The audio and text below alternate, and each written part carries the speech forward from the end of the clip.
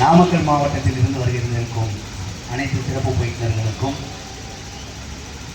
தருமபுரி மாவட்டத்தில் இருந்து வருகிறவர்களுக்கும் அனைத்து சிறப்பு பயிற்சியாளர்களுக்கும், கிருஷ்ணகிரி மாவட்டத்தில் இருந்து வருகிறவர்களுக்கும் அனைத்து சிறப்பு பயிற்சியாளர்களுக்கும்,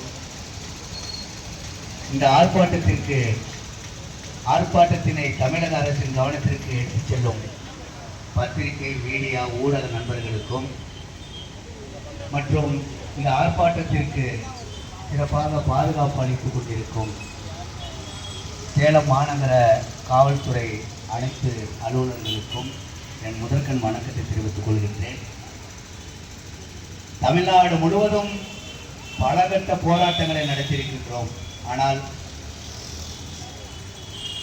இந்த ஆர்ப்பாட்டத்திற்கு வருகின்றிருக்கும் பகல் நேர பாதுகாப்பு மைய பராமரிப்பாளர், உதவியாளர் அவர்களுக்கும் எனது வணக்கத்தை தெரிவித்துக் கொள்கின்றோம். சேலம் மாநகரத்தில் நடக்கும் இந்த கவன ஈர்ப்பு ஆர்ப்பாட்டம் நமக்கு வடு. ஏனென்றால் மாண்புமிகு தமிழ்நாடு முதலமைச்சர் திராவிட மாடல் அரசில் பாயை வெளியே தூக்கி எறிந்துவிட்டு தரையில் அமர வேண்டிய சூழலில் தான் நாம் இருக்கின்றோம். அதுதான் இந்த மாநகர காவல்துறை கொடுக்கும், ஆசிரியர்களுக்கு மாநகர காவல்துறை கொடுக்கும் ஒரு மரியாதை. நீங்கள் மாற்றுத்திறன் மாணவர்களுக்கு இல்லம்சார் பயிற்சியிலே சென்று அவரை கரம் தூக்கி உயர்த்தி அந்த மாணவர்களை மருத்துவர் ஆக்கியிருப்பீர்கள், வழக்கறிஞராக ஆக்கியிருப்பீர்கள், காவல்துறையாக கூட ஆக்கியிருப்பீங்க. மாரியப்பன் போன்று இந்த இந்திய நாட்டுக்கு பெருமை சேர்த்திருப்பீங்க. ஆனால் நீங்கள் தரையில் அமர்ந்து போராட வேண்டிய கட்டாயத்துக்கு தள்ளப்பட்டிருக்கிறது இந்த சேலம் மாநகர காவல்துறை. இந்த வலுவை தமிழகம் முழுவதும் கொண்டு சேர்ப்பேன் என்பதில் எனக்கு மாற்று கருத்து இல்லை. உள்ளபடியே மிகுந்து வருகின்றோம். மிகப்பெரிய வேதனை.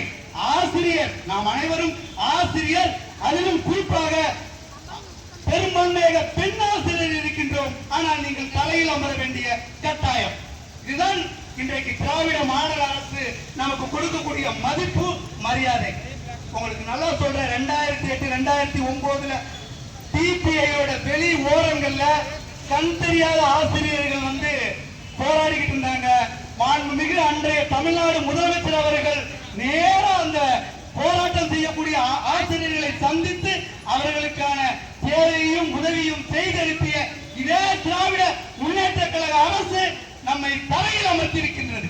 உள்ளபடியே வேதனை. எவ்வளவு பெரிய வேதனை பாருங்க. நானு 25 வருஷமா பணி செய்யறேன். எனக்கு வந்து பணியில ஒரு ஈபிஎஸ் கிடைக்கல. கடந்த மாதம் நம்முடைய தருமபுரி மாவட்ட தலைவர் அவர் வந்து இறந்து போயிட்டாரு. அவருக்கு எதுவுமே கிடையாது. அப்படி ஒரு நிற்கதியா நான் நடு ரோட்டில் நின்று ஒரு ஆர்ப்பாட்டம் செய்யறதுக்கு அல்லது ஒரு உண்ணாவிரதம் செய்யறதுக்கு கூட இந்த தமிழ்நாட்டில இந்திய அரசு வந்து, இந்திய சட்டம் வந்து போராட்டம் பண்றது நம்முடைய உரிமை. நீங்க படிச்சிருப்பீங்க, எல்லாரும் படிச்சிருப்பீங்க. பேச்சுரிமை, எல்லா உரிமையும் நமக்கு இருக்கு. ஆனா திராவிட முன்னேற்ற கழக அரசின் அடக்குமுறையில் நாம் தரையில் வர வேண்டிய அவலம். ரொம்ப வேதனை. நீங்க நல்லா கவனிச்சு பாருங்க. 2002 பணிக்கு சேரும் பொழுது அன்றைக்கு தங்கத்தின் விலை 4500 ரூபாய், நம்முடைய சம்பளமும் 4500 ரூபாய். 2025 இன்னைக்கு ஒரு பவுனோட விலை 70000 ரூபாய். ஆனா நமக்கு சம்பளம் 25000 ரூபாய். எவ்வளவு அவலம் பாருங்க. இதான் நான் ரோட்ல இருந்து சொல்ல வரேன். இந்த மக்கள்கிட்ட எடுத்து சொல்ல வந்திருக்கிறோம். நாங்க என்ன வந்து தீவிரவாதிகளா? நாட்டு போட்டு உட்கார கூடாதா?